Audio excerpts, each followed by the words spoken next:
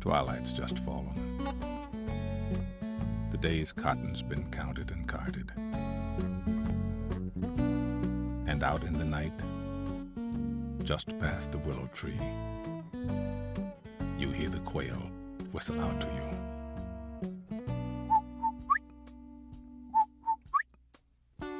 And that song sprouts up at the back of your throat about following the drinking gourd, about Peg-Leg Joe, about escaping north to freedom. But much as you want to sing it, you don't say a word. You just think it. Follow the drinking gourd.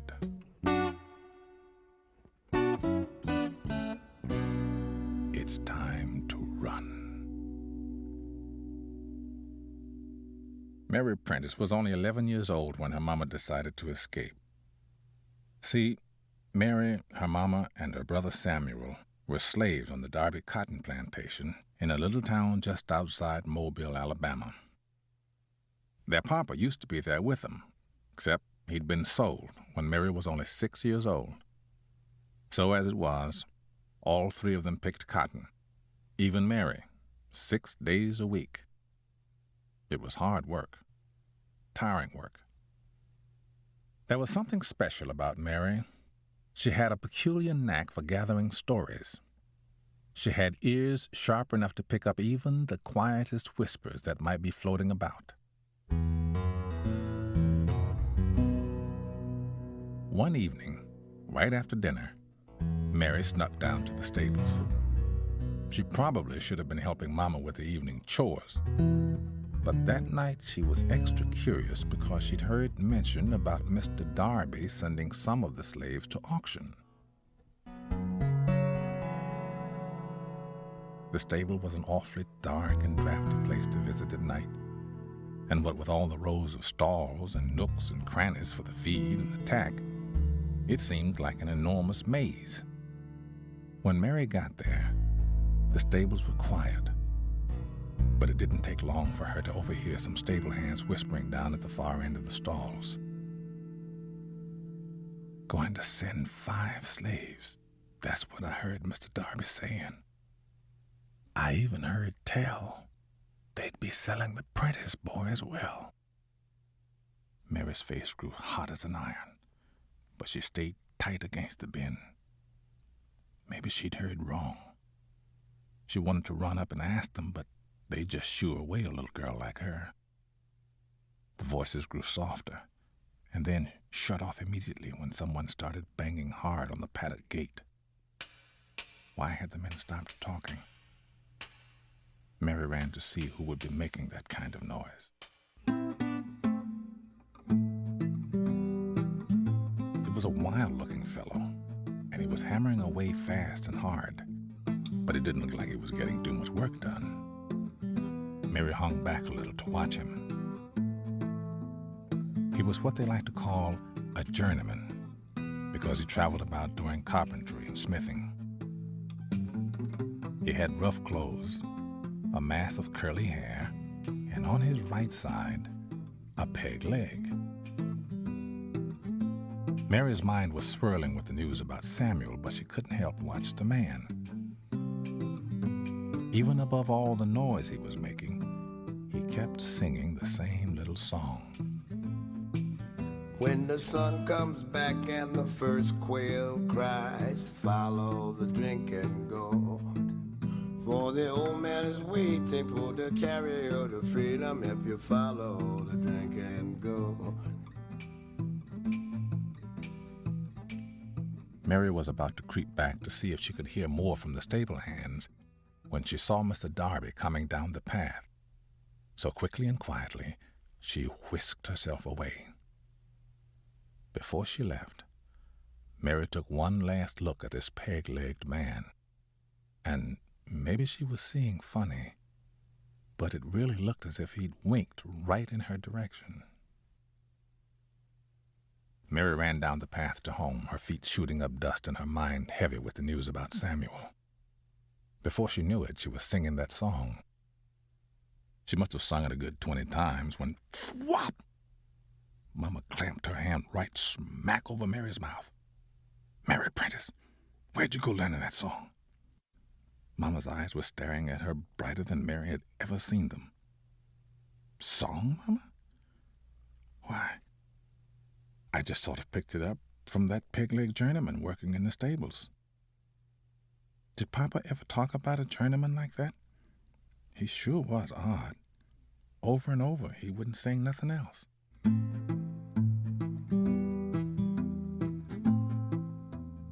That night, Mama took Samuel and Mary out to the willow tree, out where nobody could hear, and she held them close to tell them about the song of the drinking gourd. "Look up to where you see the big drinking gourd, up there overhead." Mama looked up at the stars and pointed to what they sometimes call the Big Dipper, and sometimes the Big Drinking Gourd, since it looked just like the big gourd they drank water out of when they worked in the fields. Mama went on. "Now follow it to the little drinking gourd just beyond it. And right there, at the tip of the handle, you can see that star shining bright like it's looking right towards you. That's the North Star." Mary stared up at that North Star like she was trying to memorize it, while Mama explained that the peg-legged man was called Peg-Leg Joe, and that he wasn't just a carpenter passing through town. He'd known Papa, and he was an agent for the Underground Railroad. So maybe Peg-Leg Joe's wink wasn't just her imagination. But did this mean that Mama was talking about escaping north? About them escaping north? Mama's voice was hushed and serious. "The old man is waiting. That's Peg-Leg Joe himself. He'll be the one to help us cross the river into the north. When the first quail calls, means the best time to go is spring. The weather's right, the river's high. Left foot, peg foot, traveling on. We'll be following Peg-Leg Joe's path. Peg leg on the right, footprint on the left." Mary so wanted to ask the one question that kept biting at her. Does this mean she might see her Papa? The riverbank makes a very good road. The dead trees will show you the way. Left foot, peg foot, traveling on. Follow the drinking gourd. The river ends between two hills. Follow the drinking gourd. There's another river on the other side. Follow the drinking gourd. When the great big river meets the little river, follow the drinking gourd. For the old man is waiting for to carry you to freedom. Follow the drinking gourd. Next day, Mary's mother handed her something in a small red cloth and told her to run to the stables and give it to Peg-Leg Joe. Mary didn't know what it was, but she knew it would be their signal to say that they were ready to go. There he was, hammering away in the same place he'd been before. At first he paid Mary no mind, and Mary wasn't sure that they could really trust him. The riverbank makes a very good road. The dead trees will show you the way. Left foot, peg foot, traveling on. Follow the drinking gourd. Peg-Leg Joe kept right on banging on the gate, but Mary drew up close. The hammering grew softer, so she asked him, "But how do we get to the river?" "Your mama knows." "My mama knows no such thing. She's never left the plantation," said Mary. "Your mama doesn't say all she knows, but she's got a map of the route right in her head. Only, she's gonna need your help. Now your papa's told me about you, and he said you were as brave as they come, and that you had enough stories in that head of yours to fill a shelf of books. Had Peg-Leg Joe seen him? Mary would have jumped up to ask all about it. Only Peg-Leg Joe's eyebrows tightened together, and he began hammering harder than ever. And out of the corner of her eye, Mary could see that Mr. Darby was heading right down towards the stables. As she rushed to get to the back gate, she dropped the cloth, and out of it fell a small wooden object about the size of her thumb. It was a tiny drinking gourd, and Mary knew, looking at it, that Papa must have whittled it himself. There wasn't time to run back, so she tossed the little gourd straight back to Peg-Leg Joe and waited to watch him catch it. Before long, she was back on the path to home, but she was sure she could hear Peg-Leg Joe say, "I'll be seeing you at the river."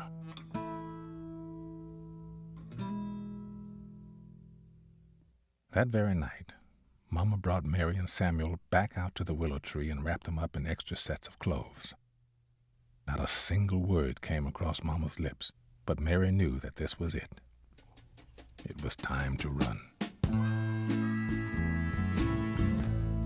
Mary took a good look at the North Star to make sure it was looking out for them, and off she went, 1 step behind Samuel and 2 steps behind Mama, who carried only a cotton sack of food and the great big walking stick Papa had carved for her.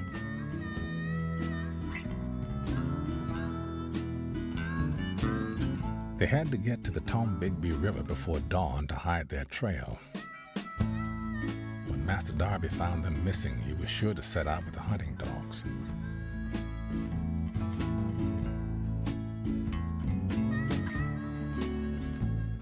Mary's legs grew tired. Seemed like Mama and Samuel were running. Mary crouched down on a stone to rest, but Mama shook her awake. She gave her a biscuit from the sack and rubbed Mary's feet. They were sore and blistered.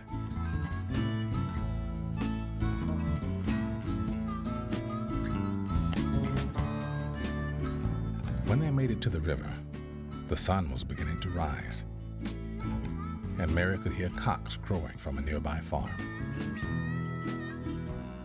Mr. Darby would notice soon that they weren't in the fields.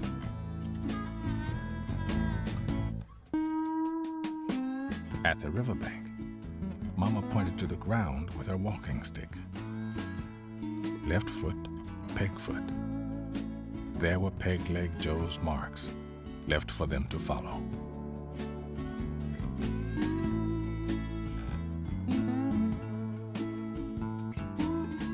That day, and for many days, they traveled the riverbank at night and hid during the day in nearby swamps and marshes.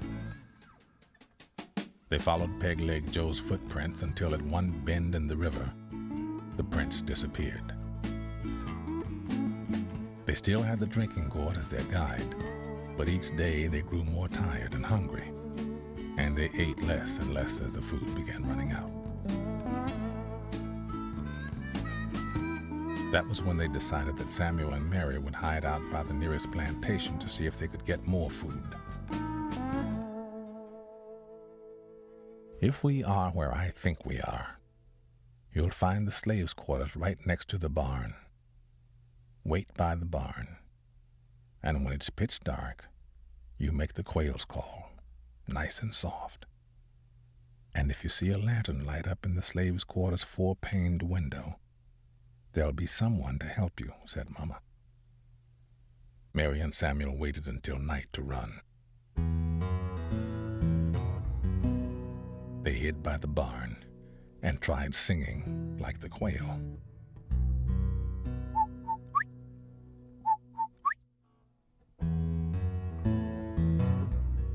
No light came on,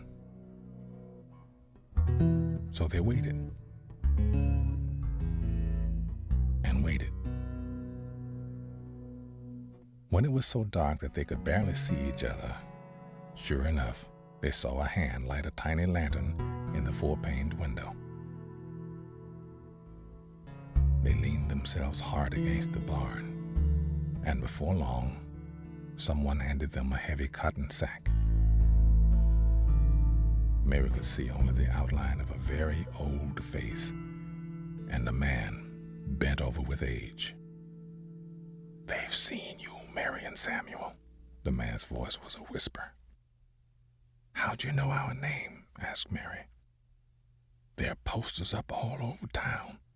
Your master's been sending out the alarm up the whole river." "But where do we go if we can't use the river?" Samuel asked. "There's pepper in the sack. Shake it after you if the dogs are near. It gets them off your trail. And follow the drinking gourd.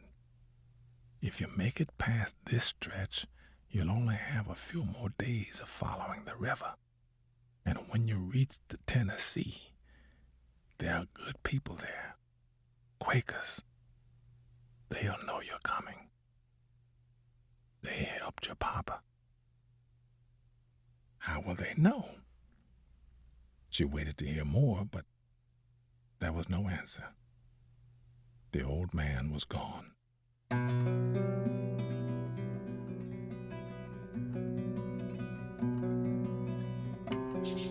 Mary, Samuel, and Mama took to the woods.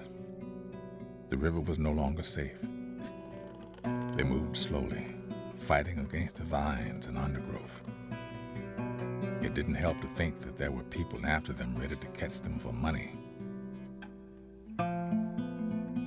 Mary and Samuel shook the pepper behind them, and as much as she hated the murky water and squishy mud, Mary wished she were back by the river. Mary was first to hear the dogs. Mama said pay them no mind, that they might just be chasing rabbits. But as the barking came closer, the three knew they'd better do something.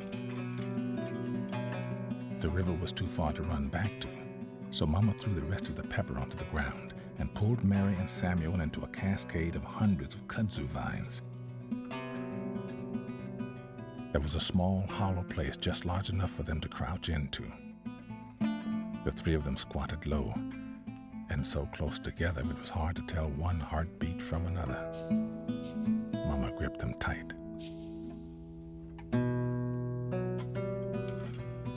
The dogs were getting close, barking louder, faster, as if they knew just where the three were. Before long, there were horse hooves and brusque voices coaxing the dogs on. $1,000 for the boy. Come on, dogs. Track him down. Mary waited, sure they were caught. She could hardly believe it when the dog stopped barking and started to whine. The pepper had worked. She saw Mama's mouth loosen into a smile.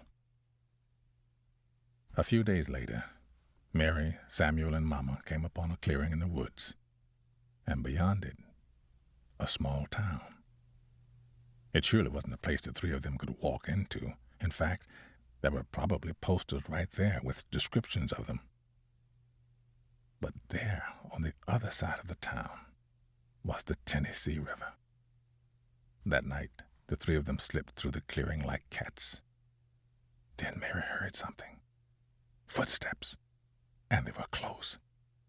The three darted over to a cemetery and hid behind the biggest tombstone they could reach, but the footsteps kept after them. "Art thou not Esther Prentice?" Mama didn't say a word, but Mary saw her lift up her head slowly. It was a Quaker man.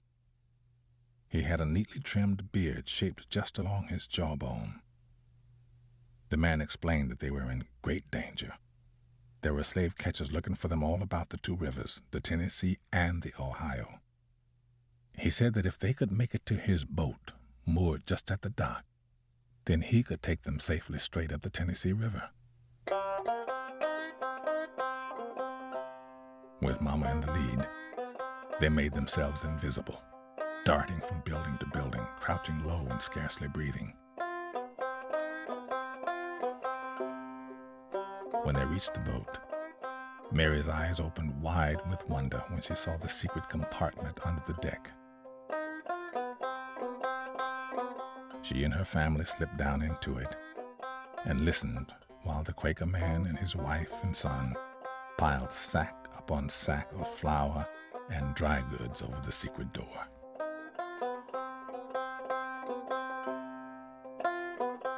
That next morning, Mary and her family traveled up the Tennessee in broad daylight without even a single slave catcher guessing where they might be.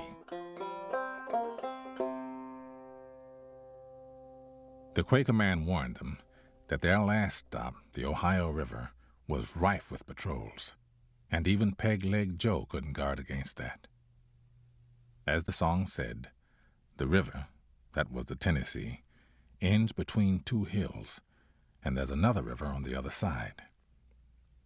It took days to find any trace of Peg-Leg Joe. It was Mary who spotted the prints.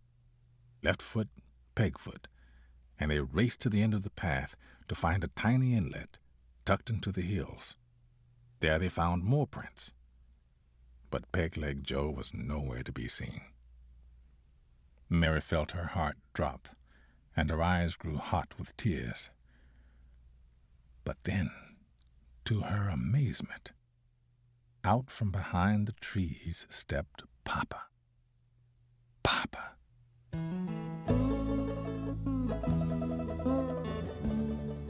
Mary thought it was a dream, but Papa gripped her hand tight and placed in it the tiny drinking gourd. Papa looked tired, but he pulled Mama, Samuel, and Mary as close as he could and held on to them. Mary wasn't sure he would ever let go. He said that all along the way, he'd heard about Mama and her two brave children, and that gave him the courage to run almost without stopping. There was lots to tell, but they still were not across the river. At nightfall, Papa took them by the hand and led them forward to Peg-Leg Joe. When they reached the cove where Peg-Leg Joe's boat was hidden, there he was, waiting for them.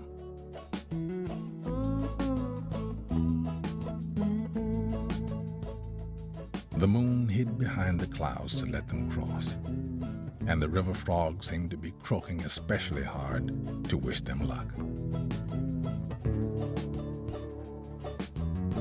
Peg-Leg Joe rowed them across, soft and quiet as swans, right past the patrols, until the boat slowed, and with a soft bump, they came to the other side of the river. They still had a journey ahead of them until they were entirely safe. But this was it. They were together and on their way to freedom.